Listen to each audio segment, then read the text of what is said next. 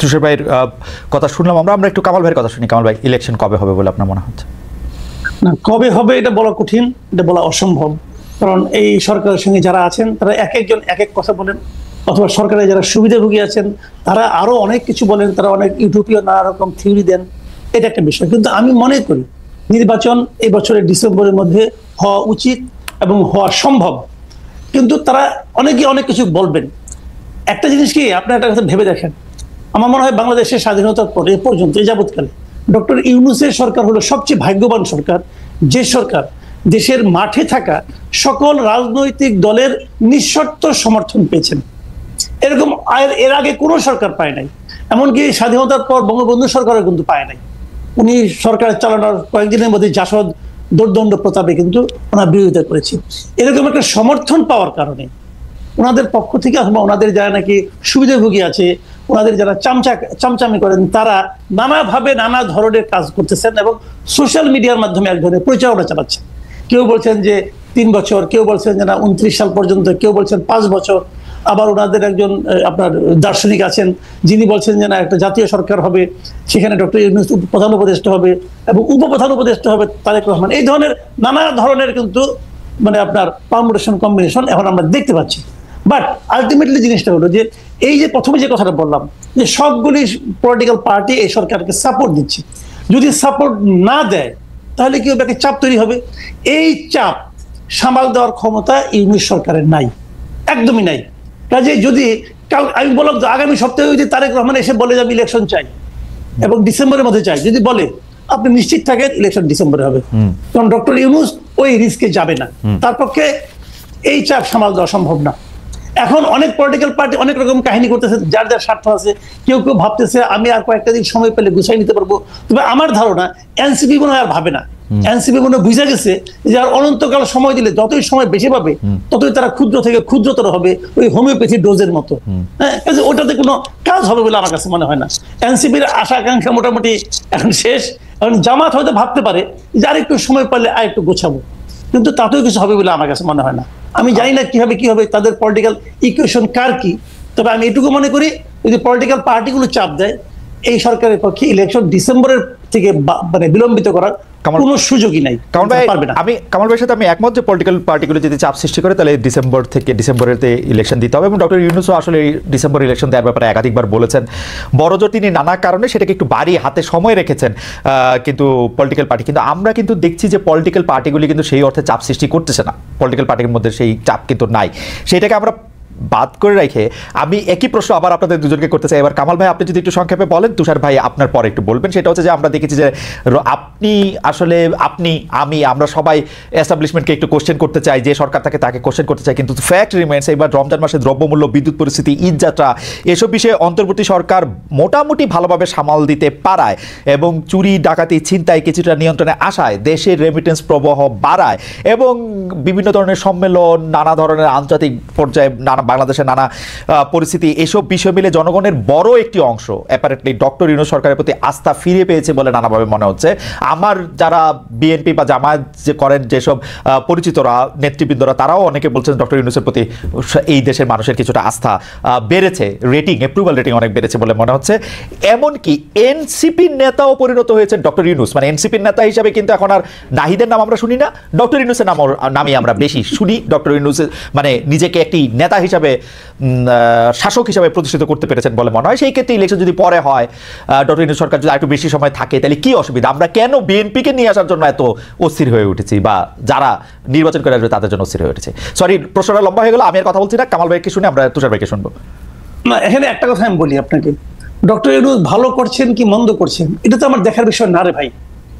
না, কেন আমি বলি, ডক্টর ইউনূস কোন সরকারের প্রধান? উনি একটা অন্তর্বর্তী সরকারের প্রধান। অন্তর্বর্তীকালীন সরকার মানেটা কি? মানেটা হলো একটা রেগুলার গভর্নমেন্ট আসবে, যতদিন সেই রেগুলার গভর্নমেন্টটা না আসে ততদিন সরকারটাকে পরিচালনার জন্য এবং ওই রেগুলার গভর্নমেন্ট আনার জন্য যে নির্বাচনটা হবে, সেই নির্বাচনটা অবাধ এবং নিরপেক্ষ করার জন্য একটা সরকার দরকার। সেটি হলো ডক্টর ইউনূসের সরকার। এই কথা কিন্তু মাথায় রাখতে হবে। কাজে এই সরকার তো রেগুলার গভর্নমেন্টের মতো কাজ করবে না। এবং অন্তর্বর্তী সরকার, আপনি যেগুলো আমরা সাফল্য বললাম, আমরা কিন্তু এগুলি একটাও অস্বীকার করছি না।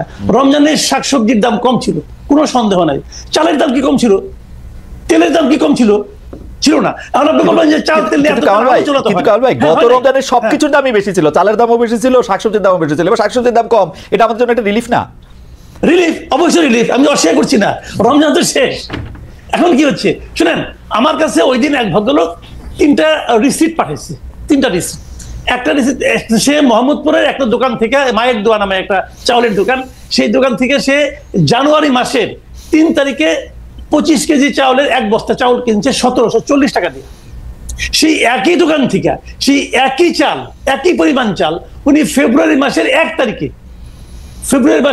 কিনছেন 1950 টাকা দিয়ে। সেই একই দোকান থেকে একই পরিমাণ চাল 25 কেজি চাল উনি এপ্রিল মাসের 7 তারিখে কিনেছেন 2155 টাকা দিয়ে।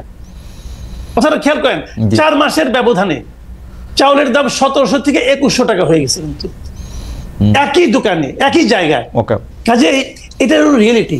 আর গতকালকে তো আপনার তেলের দাম বেড়ে গেল 1 লাফে 14 টাকা। তো এখন আপনি যদি বলেন না তেলের দাম কম আছে, চাউলের দাম কম আছে, দাম বেড়েছে কিন্তু আমাদের ক্রয় ক্ষমতা বেড়েছে, বলতে পারেন ভাই, অনেক কথাই আগেও শুনেছি, এখনো শুনতে পারি, সেগুলি এক জিনিস। বিষয়টা কি হয়েছে আমি বলি, ডক্টর ইউনূস হলো একটা অসাধারণ পিআর পার্সন। উনি জানেন যে কিভাবে পিআরের কাজগুলি করতে হয়। সোশ্যাল মিডিয়ায় এক ধরনের হুজুগ উনি চালাচ্ছেন খুবই প্ল্যান্ড ওয়েতে, খুবই। কিন্তু একটা কথা মাথায় রাখতে হবে ভাই, মাথায় রাখেন, যারা সোশ্যাল মিডিয়ায় এগুলি করে তারা কিন্তু বাজার করে না। বাজার করে বাবা, রান্না করে মা, ছেলে খায় আর খেতে খেতে স্ট্যাটাস দেয়। এটা মাথায় রাখতে হবে ভাই। এটাই বাংলাদেশে এখন হচ্ছে। কি হচ্ছে বাবাকে জিজ্ঞাসা করেন যে বাজার করতে যায় তার কি হয়েছে। আমি কিন্তু বাজার করি না কামাল ভাই, আমি গত পরশুদিন বলি আপনাকে, গত পরশুদিন আমি এমন কোন সবজি পাই নাই যার দাম 80 টাকার কম, আমি পাই নাই ভাই, আমি নিজে কিনেছি। আমি কিন্তু একজনের কাছে শুনে বলতেছি না, কিন্তু একমাত্র টমেটো পেয়েছিলাম 50 টাকা কেজি। কিন্তু কামাল ভাই, টমেটো ছাড়ার প্রত্যেকটা জিনিসের দাম 80 টাকা কেজি, কিভাবে কমলো ভাই?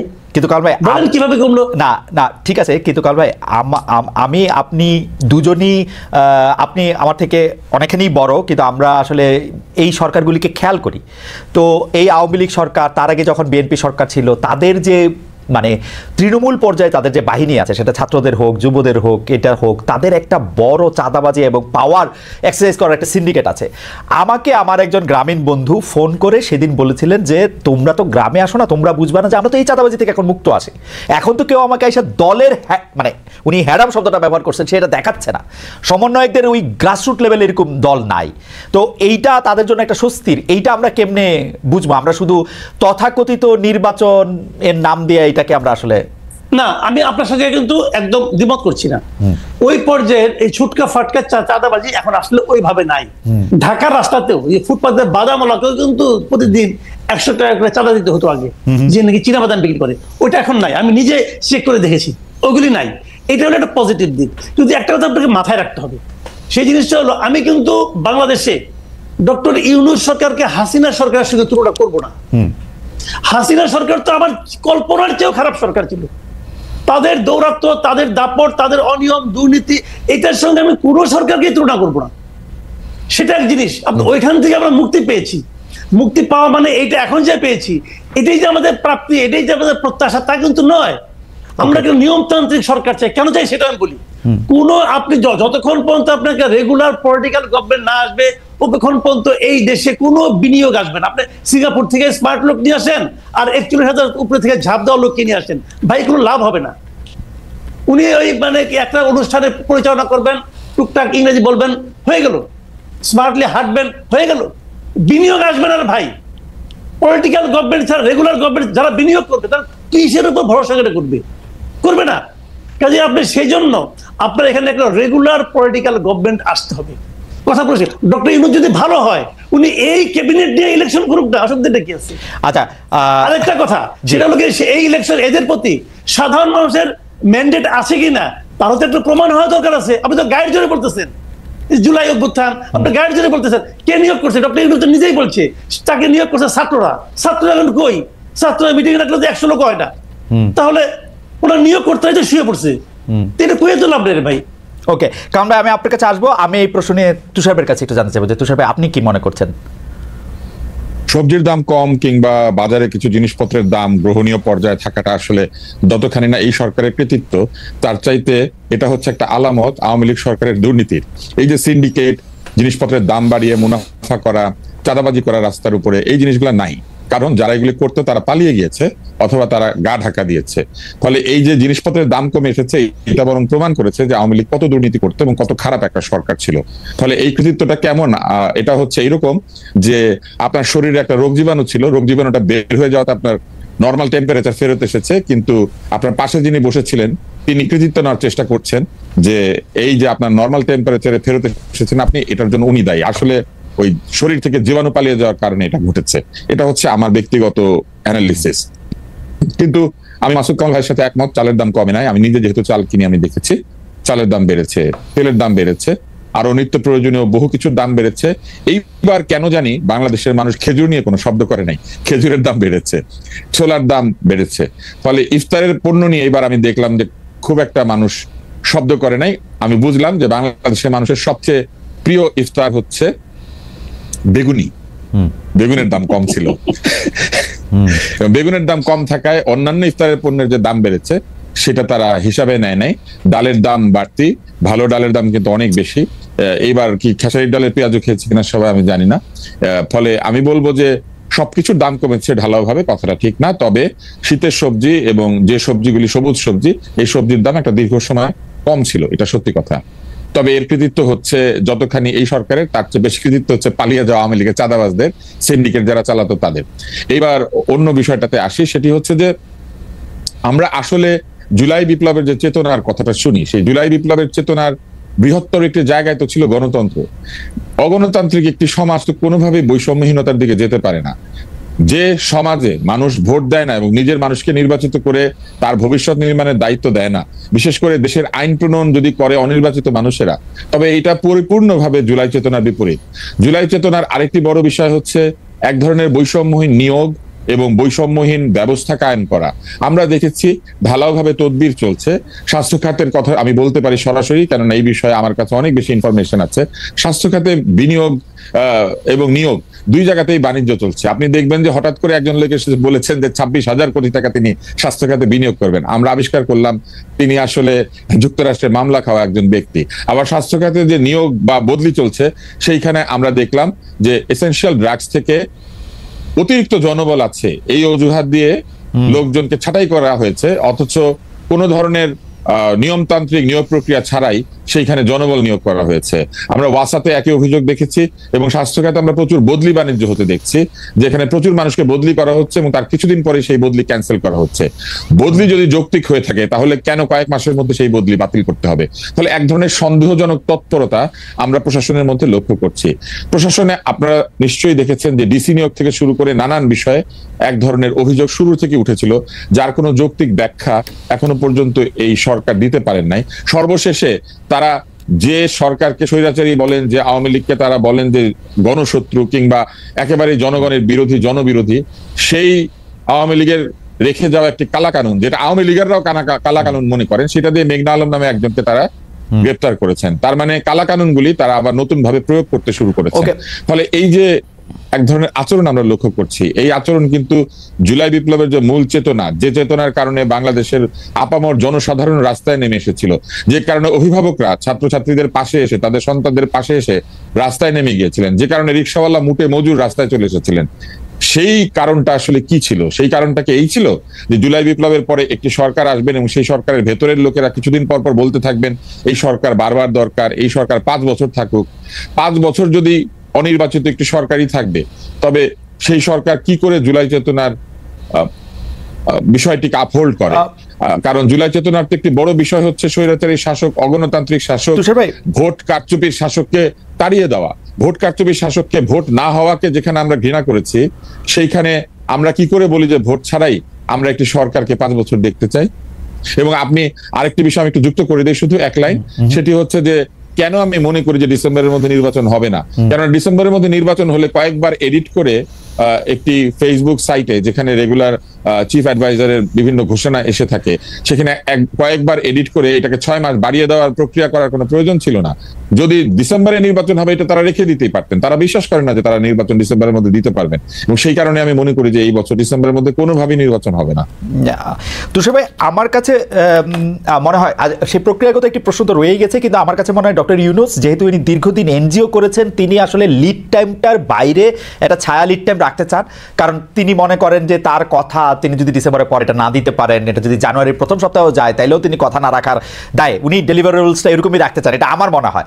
আরেকটা জিনিস হচ্ছে যে আমি প্রশ্নটা করি, সেই প্রশ্নটা হচ্ছে যে আপনি, আমি, কামাল ভাই যেইভাবে গণতন্ত্র বা নির্বাচন যেটা চাচ্ছি, বিদ্যমান যে ইলেকশন সিস্টেম যেইভাবের মধ্যে থেকে আসলে 1991 সালের পর থেকেই যেভাবে আসলে নির্বাচনটা যেই প্রক্রিয়ায় হয়ে আসতেছে, একটা লেভেল প্লেইং ফিল্ড হয়তো হয়, কিন্তু তুষার ভাই আপনি বা কামাল ভাই তুমুল জনপ্রিয় হওয়া সত্ত্বেও আপনারা আসলে ভোটের জায়গায় গেলে ভোট পাবেন না, কারণ ভোটের ময়দানটা একটু ডিফারেন্ট হয়ে আছে এখন। সেটাতে আপনি ভালো বক্তৃতা দিচ্ছেন কিনা, আপনি ভালো আইন করতে পারবেন কিনা, আপনি বাংলাদেশের জনগণের জন্য কল্যাণ করতে পারবেন কিনা, এটা হচ্ছে বিবেচ্য বেশি হয়। আপনি আসলে কতটা শো অফ করতে পারতেছেন, কতটা মোটরসাইকেল দেখাতে পারতেছেন, কতটা টাকা খরচ করতে পারতেছেন, এবং আপনি কত পেশি বা টাকাওয়ালা, এই সিস্টেমটা বজায় থাকলে আপনার ইলেকশনই কি আর না ইলেকশনই কি, এইটা কি আসলে গণতান্ত্রিক হয় কিনা? তুষার ভাই আপনার কাছ থেকে শুনে আমি কামাল ভাইকে একটু শুনতে চাই, আপনি যদি 2 লাইন একটু বলেন। ইলেকশনের যে সিস্টেম, আমি বলতেছি যে লেভেল প্লেইং ফিল্ড, এটা সবার জন্যই লেভেল হয়তো, কিন্তু আমার আপনার যেহেতু টাকা বা পেশি নাই, সেহেতু ইচ্ছা করলেও আমরা আসলে সে জায়গায় যেতে পারবো না, এবং আমরা উই আর এট মার্সি যে বড় দলগুলোর প্রধানরা আমাদেরকে নমিনেশন দিবে কি দিবে না। আপনার এই কথায় কিছুটা সত্য আছে, কিন্তু এই কথায় সত্য থাকলেও আমাদেরকে বুঝতে হবে যে আমাদের জনগণ যদি শো অফ পছন্দ করেন, যে কথা এনসিপিও বলেছে, সার্জিস বলেছে যে জনগণ এই ধরনের শো অফ পছন্দ করেন, গাড়ি নিয়ে তাদের শক্তি প্রদর্শন করলে জনগণ মনে করেন যে যিনি ভোট চাইছেন তিনি শক্তিশালী। জনগণ যদি এই বিষয়কে গুরুত্বের সাথে দেখেন, তাহলে ধরে নিতে হবে আমাদের জনগণ এইরকম শাসকই চান। জনগণ যেরকম শাসক চাইবে সেই রকম শাসকই তারা পাবেন। আমরা এই জন্য নির্বাচনী ব্যবস্থাকে প্রশ্নবিদ্ধ করতে পারি না যে আমাদের জনগণ ঠিক জায়গাতে ভোট দিতে পারে না। যদি এটাই হয়, আমরা মনে করি যে জনগণ ঠিক মতো ভোট দিতে পারে না, তাহলে তো আগের সরকারের কথাবার্তাও ঠিকই থেকে যায়। তারাও তো বলতেন যে উন্নয়ন বেশি দরকার, জনগণ উন্নয়ন বুঝে না, সেই জন্য উন্নয়নের স্বার্থে ক্ষমতা ধরে রাখতে হবে। তাই একইভাবে আপনি বা আমি যদি বলি যে আমাদেরকে লোকে ভোট দেয় না, সেই জন্য ভোট বন্ধ করে রাখতে হবে, আমরা দেশ চালিয়ে দেব, তাহলে এটা কিন্তু একটা যৌক্তিক কথা হয় না। সেক্ষেত্রে আমাদের সংবিধান পরিবর্তন করে এমন একটা অবস্থা করতে হবে যে জনগণের ভোট দিয়ে আসলে নির্বাচন হবে না, অন্য কোনো পদ্ধতিতে নির্বাচন হবে। সেই পদ্ধতি কি, সেটা তো পৃথিবীতে কোনো গণতান্ত্রিক ব্যবস্থা এখনো পর্যন্ত আবিষ্কার করতে পারে নাই। ফলে আমেরিকার মতো দেশেও, যে দেশে আপনি থাকেন, সেখানে এব্রাহাম লিঙ্কনের মতো লোক নির্বাচিত হয়েছে, আবার ডোনাল্ড ট্রাম্পের মতো লোক নির্বাচিত হয়। জনগণ যদি এই শাসককে বেছে নেয়, তাহলে লিঙ্কনের দেশে ট্রাম্প ক্ষমতায় আসতে পারে, ক্লিন্টনের দেশে ট্রাম্প ক্ষমতায় আসতে পারে এবং এসে অদ্ভুত কাজ করতে পারে। গণতন্ত্রের বিরুদ্ধে কি আমি তো এটা বলতে পারি না যে জনগণ ঠিক মতো ভোট দিতে পারে না। জনগণ যেভাবে ভোট দিতে চায়, যে দেবতা যেই প্রসাদে তুষ্ট হয়, যে ভোগে তুষ্ট হয়, হয়তো সেইভাবেই আমাদের পলিটিশিয়ানরা পলিটিক্স করেন। কিন্তু এইখানে আমার একটা ছোট্ট বলার বিষয় আছে, সেটি হচ্ছে নির্বাচন কমিশন আমাদের এই দেশে সঠিক নির্বাচনের যে রুলস অ্যাপ্লাই করতে বলেছেন, যেখানে হলফনামা দিতে হয়, আয়ের সঠিক উৎস ঘোষণা করতে হয়, অতিরিক্ত খরচ করলে সেই খরচকে প্রশ্ন করে প্রার্থীকে শাস্তি দেওয়া যায়, এই জিনিসটা চালু করলেই কিন্তু লেভেল প্লেইং ফিল্ডের সাথে সাথে আমাদের মতো লোকেরাও নির্বাচন করতে পারে। কেননা তখন কিন্তু ওই যে নির্বাচনের যে নির্ধারিত ব্যয়, তার বাইরে কোনো ব্যয় হলেই যিনি ব্যয় করবেন তার প্রার্থিতা পর্যন্ত বাতিল হয়ে যাওয়ার সুযোগ আছে। নির্বাচন কমিশন এবং সরকার লেভেল প্লেইং ফিল্ড তৈরি করেন এক অদ্ভুত ভাবে। তারা বড় দলগুলিকে লেভেল প্লেইং ফিল্ডে এনে লেভেল খরচ করার একটা সুযোগ তৈরি করে দেয়। কিন্তু যদি সত্যি সত্যি এখন যদি কমিশন যে নিয়ম আছে সেই নিয়মের মধ্যে প্রকৃত অর্থেই এই নিয়মকে প্রযুক্ত করে, তাহলে কিন্তু বেশি খরচ করার কোনো সুযোগ নাই। সাদা কালো পোস্টার ছাড়া অন্য কোনো পোস্টার ছাপানোর সুযোগ নাই, গেট বানানোর কোনো সুযোগ নাই, এমনকি মাইক এবং জনসভায় অতিরিক্ত খরচ করারও কোনো সুযোগ নাই। ওকে, আমি একটু কামাল ভাইয়ের কাছে জানতে চাইবো যে কামাল ভাই, আপনি এই প্রসঙ্গে আপনি কি বলবেন? আমাদের ইলেকশনের সিস্টেম যেটা লেভেল প্লেইং ফিল্ডের ক্ষেত্রে তুষার ভাই সঠিক কথাই বলছেন, একই লেভেলে নিয়ে আসে যাতে তারা দুইজন একই রকম টাকা খরচ করার সুযোগ পায়। কিন্তু আমার প্রশ্ন হচ্ছে যে এখন নির্বাচনী ব্যয় যদি একজন সংসদ সদস্যের ক্ষেত্রে সর্বোচ্চ 25 লাখ টাকা করার কথাও বলা হয়ে থাকে, কিন্তু তারা 25 কোটি টাকা খরচ করলে তারা কিভাবে এটা ধরবে? ভোটারদেরকে নগদ টাকা দিলে বা ভোটারদেরকে নগদ টাকা দিয়ে প্রভাবিত করার মতো অবস্থা সৃষ্টি করলে সেটা কি করা হবে? সেটা নির্বাচন কমিশনের এরকম কোনো মেশিনারি নাই। এবং আমরা যেটা দেখছি যে মামলা করলে, যারা মহিউদ্দিন খান আলমগীরের মামলাটি এখানে স্মরণীয়, তিনি পরবর্তী নির্বাচনের 1 মাস আগে তাকে আসলে ওইটা রায় বেরিয়েছিল, প্রায় 5 বছরের ক্ষেত্রে। কামাল ভাই, আপনার নিশ্চয়ই মনে থাকবে, আপনি এই নিয়ে আপনার একটু মতামত দিবেন যে এই ইলেকশন সিস্টেমের মধ্যে আসলে আমরা গণতান্ত্রিক উপায়ে আমরা যাদেরকে চাই বা যেটাকে আমরা গণতন্ত্র বলি সেটা প্র্যাকটিস আমাদের পক্ষে করা সম্ভব হয় কিনা। তবে কামাল ভাই, আপনার থেকে 1 সেকেন্ড একটু অনুমতি নিচ্ছি। আমরা দর্শকদের কাছে জানতে চেয়েছিলাম যে এবারের শোভাযাত্রা সম্পর্কে। এবারের শোভাযাত্রা রাজনৈতিক নয়, বরং আনন্দ শোভাযাত্রা নিয়ে, বর্ষবরণ আনন্দ শোভাযাত্রা নিয়ে বলেছেন সংস্কৃতি উপদেষ্টা মোস্তফা সরোয়ার ফারুকী। প্রিয় দর্শক, এই দাবি সঠিক বলে মনে করেন কিনা? শতকরা 73% দর্শক মনে করছেন সঠিক, 27% মনে করছেন সঠিক নয়। 44,000 দর্শক এখানে ভোট দিয়েছেন। কামাল ভাই, বিদ্যমান যে ইলেকশনের সিস্টেম আছে সেই সিস্টেমের ক্ষেত্রে সেটা কি হবে? সংস্কারগুলি করা হলে এটা থেকে আমরা আসলে মুক্তি পাইতাম কিনা, এইটা হচ্ছে আমাদের প্রশ্ন। না, একটা বিষয় হলো কি, দেখেন, যদি আমরা বলি যে বিদ্যমান নির্বাচনী ব্যবস্থা ঠিক আছে কিনা, তাহলে তত্ত্বগতভাবে ঠিক আছে, কিন্তু প্রায়োগিকভাবে ঠিক নাই। যেভাবে প্রয়োগ করা হয় সেটা ঠিক না। কিন্তু যদি আমি তাত্ত্বিকভাবে ধরি, কাগজে কলমে দেখি, তাহলে বিদেশের অনেক দেশের নির্বাচনী ব্যবস্থা হচ্ছে আমাদের নির্বাচনী ব্যবস্থা মন্দ নয়। তাহলে আমরা ওটা প্রয়োগ করতে পারি না কেন? আমরা দেখেন যা কিছুই বলছি আজকে এই নির্বাচনী ব্যবস্থা নিয়ে আপনি যে কথা বলছেন, আমি যে কথা বলছি, তুষার ভাই যে সমস্ত কথা বলছি, আমরা কিন্তু আমাদের অভিজ্ঞতা থেকে কথা বলছি। আমরা গত কয়েকটা নির্বাচন দেখেছি কি হয়, এখানে টাকা পয়সার দাপটটা কোথায় যে ঠেকে আমরা কিন্তু দেখেছি। এই দেখে কিন্তু আমরা সিদ্ধান্ত নিচ্ছি হচ্ছে না। কিন্তু আপনি দেখেন 70-এর যে নির্বাচনটা হয়েছিল, যেটাতে আওয়ামী লীগ নিরঙ্কুশভাবে জিতেছিল, ওই সময় কি আওয়ামী লীগ সবচেয়ে ধনী দল ছিল না? তো তখন কি এই দেশে এই ভূখণ্ডিত হয়েছে। আমরা ইন্টেনশনালি পলিটিক্যাল পার্টিগুলো আমাদের ভোটারদের মন মানসিকতা চারিত্রিক বৈশিষ্ট্যকে চেঞ্জ করার চেষ্টা করছে, কিন্তু এই চেষ্টাটা সফল সম্পূর্ণ হয়ে গেছে আমি কিন্তু তাও মনে করি না। আপনি যদি ওই পরিবেশটা আবার দিতে পারেন, আপনি যদি ওরকম একটা মেরুদণ্ড সম্পন্ন নির্বাচন কমিশন নিয়ে আসতে পারেন, এদেশেও এই ভোটারদের নিয়েও আমি মনে করি একটা ভালো নির্বাচন করা সম্ভব, যে নির্বাচনে অর্থ তেমন কোনো প্রভাব বিস্তার করবে না। একজন লোক কোটি টাকা দিবে, তার কাছ থেকে টাকা নিয়ে একজন ভালো লোককে ভোট দিবে, এই মানসিকতা আমাদের ভোটারদের মধ্যে যে একদম নাই, এটা কিন্তু আমি মনে করি। কারণ আপনি অভিজ্ঞতার কথা বলছিলেন, কিন্তু 91 সালেও কিন্তু আমি যদি দেখি যে এরশাদ সাহেবের আমলে এটা প্রথম শুরু হয়েছে মারাত্মকভাবে, 70 সালে না, মানে প্রভাবিত করা। 91 সালের পরবর্তী সরকারগুলি বা যারাই ক্ষমতায় এসছে তারা এটা কিন্তু চূড়ান্তভাবে প্রভাবিত করেছে। আপনি সংসদে যেসব মুখগুলি আমরা পেয়েছি সেগুলির দিকে তাকালে আপনি আসলে বুঝতে পারবেন যে তারা আসলে কারা, মানে তারা কেন সংসদে গিয়েছেন সেটিও কিন্তু পরিষ্কার। তো সেটি আপনি কেমনে, মানে আমি সেটাই বলি আপনাকে। জানেন একটা জিনিস হলো কি, গণতন্ত্রটা কিভাবে অগ্রসর হয়? গণতন্ত্রটা কিন্তু অগ্রসর হয় ট্রায়াল এন্ড এরর বেসিসে। রাইট। মনে করেন একটা ঘটনা ঘটে, ওই ঘটনার পরিণতি দেখে আরেকজন শিক্ষা নেয়, এইভাবে কিন্তু চলতে এটা কিন্তু একদিনের ব্যাপার না। গণতন্ত্র কিন্তু একদিনে আসে না। এটা তো একটা আপনার নির্বাচন বলেন, গণতন্ত্র বলেন, এর তো একটা প্রাতিষ্ঠানিক রূপ থাকা লাগে, না হলে হুট করে হয়ে যায় না। তো আমাদের এখানে যতবার হতে দিয়েছে ততবার কিন্তু আমরা এটাকে ব্রেক করেছি বিভিন্ন রকম এই সামরিক বাহিনী দিয়ে, মার্শাল ল জাতি। যেমন ইন্ডিয়ার আমরা তো একই সঙ্গে 47 আমরা কিন্তু দেশ বিভাগ হয়েছিল, কিন্তু ইন্ডিয়াতে 47 থেকে পর্যন্ত একবারও তো সামরিক শাসন আসে নাই, কিন্তু তারা কিন্তু নির্বাচনের মাধ্যমে অগ্রসর হয়েছে। সেই নির্বাচনগুলির মধ্যে অনেকগুলি ফল্ট নির্বাচন ছিল, অনেক খারাপ নির্বাচনও ছিল, এখনো নির্বাচন নিয়ে প্রশ্ন কিন্তু উঠে। তারপরেও এটাও গণতন্ত্র কিন্তু একটা জায়গায় এসে দাঁড়িয়েছে, যেটা এটুকুকে মানা যায়। কিন্তু পাকিস্তান তো পারে নাই, আমরা কিছুটা মাঝখানে পেরেছিলাম, পাকিস্তান তো তাও পারে নাই। তো এইগুলি কিন্তু আপনার ডিপেন্ড করে আপনি কতদিন সেটাকে কন্টিনিউ করতে পারবেন। পলিটিক্যাল পার্টিগুলোর মধ্যে ধান্দা থাকবেই।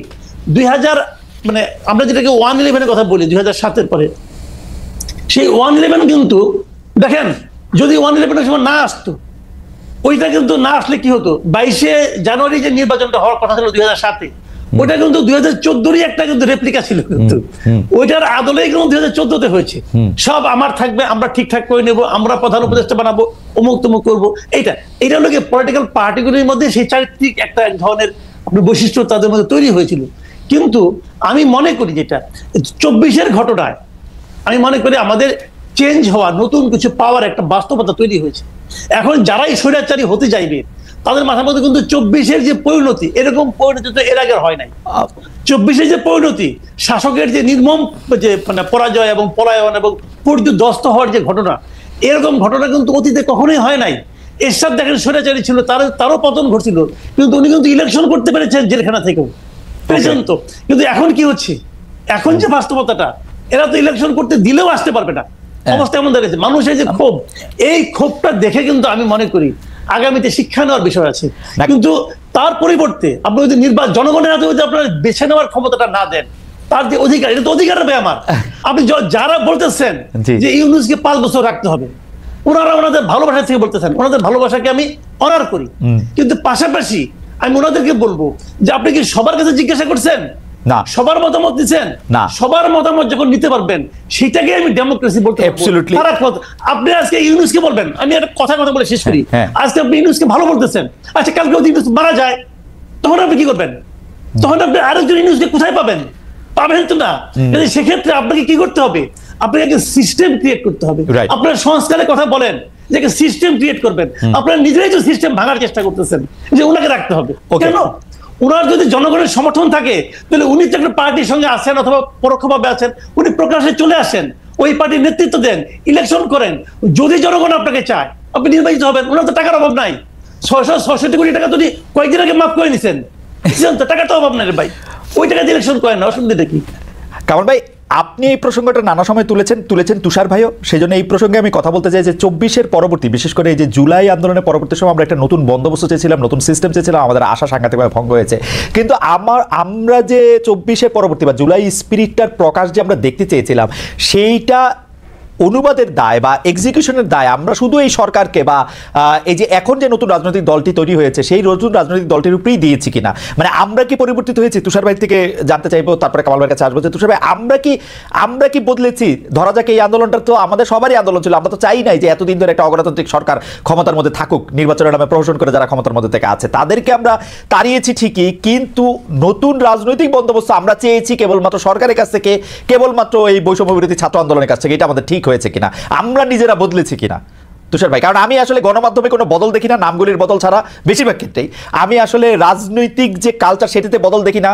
বলা হয় কোনো নেতা সম্পর্কে তার নাম বললে উজু করতে হবে, কোনো নেতা সম্পর্কে বলা হয় যে তিনি হজরত, মানে একই তো রয়েছে। ইউনূস সাহেবকে পর্যন্ত বলা হয় যে ইউনূস সাহেব এমনভাবেই দেশ চালাচ্ছে যে আরো 5 বছর 50 বছর ইউনূস সাহেব মারা যাওয়ার আগ পর্যন্ত যাতে বাংলাদেশে আর কোনো নির্বাচনের কথা কল্পনাও না করা হয়। তো এইটা তো আমরাই তো আসলে বদলাই নাই। এইটা নিয়ে আপনাদের দুজনের মন্তব্য একটু আমরা শুনতে চাইবো, যে এটা আমার মতামত যে আমরা বদলেছি কিনা। আমরা বদলেছি কিনা এই প্রশ্নটা আসলে একটু জটিল, কেননা আমরা বলতে আসলে আমরা কাকে বুঝি? এই রাজনৈতিক দল এবং সরকার বাদে বাকিরা না, আরবান এলিট শ্রেণী বদলায় নাই, কিন্তু আমাদের গ্রামের মানুষ কোনোদিন বদলাই নাই। আমাদের গ্রামের মানুষ কিন্তু সবসময় খুবই সাধারণ, তারা খুব বেশি জিনিসপত্র খোঁজে না, এমনকি সরকারে কে আছে কে নাই এটা নিয়েও তারা খুব একটা মাথা ঘামায় না। তারা দেখতে চায় সরকার তাদের জীবন মানের উন্নয়নের জন্য কি করছেন, তারা জানতে চায় তারা বিচার সালিশ এইসব জায়গাতে তারা বিচার পাচ্ছেন কিনা, সালিশ পাচ্ছেন কিনা, তারা দেখতে চায় তাদের মধ্যে যারা দরিদ্র তারা ঋণ পাচ্ছেন কিনা, তাদের মধ্যে যারা দরিদ্র তাদের পাশে এসে সরকার বিভিন্ন সময় দাঁড়াচ্ছেন কিনা, এই ব্যাপারগুলি গ্রামের মানুষ জানতে চায়। গ্রামের মানুষের কাছে টাবিখা, গ্রামের মানুষের কাছে এই দরিদ্র ভাতা, বৃদ্ধ ভাতা কিংবা বিধবা ভাতার যে কর্মসূচি, এগুলোর যত গুরুত্ব রয়েছে, আসলে সরকারে কি আছে এবং নাই এগুলা নিয়ে তাদের কিন্তু অত মাথা ব্যথা নাই। তারা জানতে চায় যে সেচের জন্য যে বিদ্যুৎ, সেই বিদ্যুতের দাম তাদের গ্রহণযোগ্য মাত্রা আছে কিনা, তারা সার বীজ কীটনাশক সময় মতো পাচ্ছে কিনা, তাদের বাড়ির যে বড় ছেলে কিংবা মেজো ছেলে সে এইখানে চাকরি না পেয়ে বিদেশে গিয়ে বাংলাদেশে যে কাজ সে করতে চায় না এমন কাজ করে হলো বাংলাদেশে কিছু রেমিটেন্স বা জীবনের জন্য প্রয়োজনীয় কিছু অর্থ পাঠাতে পারছে কিনা। বলে আমাদের সাধারণ মানুষ কিন্তু আসলে জীবনেও কখনো বদলায় নাই, তাদের নতুন করে বদলানোর কিছু নাই, তারা ওই সিম্পল লিভিং এর মধ্যে আছেন। দরিদ্র মানুষ তারা তাদের জীবন মানের উন্নয়নের জন্য প্রতিদিন পরিশ্রম করে চলেছে, কিন্তু বদলায় নাই যারা, তারা হচ্ছেন আরবান এলিট। তারা গত 20-25-30 বছরে এক ধরনের স্বৈর শাসন অথবা সিউডো গণতান্ত্রিক সমাজে বসবাস করার কারণে তাদের যে চারিত্রিক অধঃপতন হয়েছে সেই অধঃপতন থেকে তারা বদলান নাই। এবং আমাদের আশা এইখানেই ছিল যে নতুন রাজনৈতিক বন্দোবস্তর প্রথম যে বিষয়টি সেটি হবে সংস্কার, এবং সেই সংস্কারের মধ্যে দিয়ে আমরা প্রশাসনকে, বিচার ব্যবস্থাকে, পুলিশকে, সরকারের যে প্রতিষ্ঠানগুলি আছে সেই প্রতিষ্ঠানগুলিকে নিরপেক্ষ বৈষম্যহীন আচরণ করতে দেখব। আমাদের কোথায় আশাভঙ্গ হয়েছে আমরা দেখেছি যে এই প্রতিষ্ঠানগুলি সেই আগের মতোই আচরণ করছে বহু জায়গাতেই। এবং কেন আমরা সরকারকে এবং এনসিপি কে আমরা এই দায়িত্বটা বেশি করে দিতে চাইছি, কারণ তারা এক দল হচ্ছে নিয়োগকারী, যেটি মাসুদ কামাল বলেছেন, আরেক দল হচ্ছেন নিয়োগকৃত। ছাত্ররা এবং এনসিপি বলেছে আমরাই তো এই সরকারকে এনেছি কারণ আমরাই আন্দোলন করেছি। তার মানে নতুন বন্দোবস্তের যে প্রতিশ্রুতি এবং নতুন বন্দোবস্তের যে আকাঙ্ক্ষা তারাই সেটি মানুষের মধ্যে তৈরি করেছেন, এটা তাদের দাবি। আমি ধরে নিলাম তারা এককভাবে এই দাবিটা করতে পারেন, কারণ তারা সকল রাজনৈতিক দলকে আক্রমণ করেছেন। নানান ভাষায় তাদেরকে আমি দেখেছি যে সোশ্যাল মিডিয়াতে আক্রমণ করা হয়, অনেক কথা আমি বুঝিও না, যেমন কিছু কিছু শব্দ ব্যবহার করা হয় যে শব্দের অর্থ আমি ভালো মতো বুঝি না, এটা হয়তো এখনকার নতুন আরবান ডিকশনারিতে আছে, কিন্তু তারা সেগুলি ব্যবহার করেন। এবং পাশাপাশি যে সরকার কাজ করছেন তারা বলেছেন তারা নতুন রাজনৈতিক বন্দোবস্ত তৈরি করতে চান, যে রাজনৈতিক বন্দোবস্ত আগের সরকারগুলির মতো জনগণের স্বার্থ বিরোধী নয়। যদি সেটাই হয় তাহলে আগের মতোই কেন দলীয় বিচার বিবেচনায় নিয়োগ হবে বা বদলি হবে কিংবা পদায়ন হবে? সেটা তো হওয়ার কথা না, যোগ্যতার ভিত্তিতে হওয়ার কথা ছিল। কেননা এই আন্দোলনের প্রাথমিক স্লোগান তো এটাই ছিল, কোটা না মেধা, মেধা মেধা। তাহলে মেধার ভিত্তিতে সব জায়গাতে পদায়ন না হয়ে কেন এই বিবেচনায় আসা হবে যে কে কার পক্ষে ছিল, কে কার সঙ্গে কি কাজ করেছে? সরাসরি অপরাধের সঙ্গে যুক্ত না থাকলে একজন মানুষ নানান কারণে স্বৈর শাসনের প্রতি এক ধরনের সিউডো আনুগত্য দেখাতে পারে। আমি একজনের নাম শুধু বলি, তার নাম হচ্ছেন প্রফেসর দীন মোহাম্মদ। প্রফেসর দীন মোহাম্মদ যে বাংলাদেশের একজন সেরা নিউরোলজিস্ট এবং বাংলাদেশের নিউরোসায়েন্স ইনস্টিটিউট স্থাপন করা থেকে শুরু করে এর যে অসাধারণ মান অর্জন করা, এই কৃতিত্ব কিন্তু তিনি নিতে পারেন। তাহলে কি কারণে তাকে অপসারণ করে দেওয়া হলো? করা হলো কি কারণে জানেন?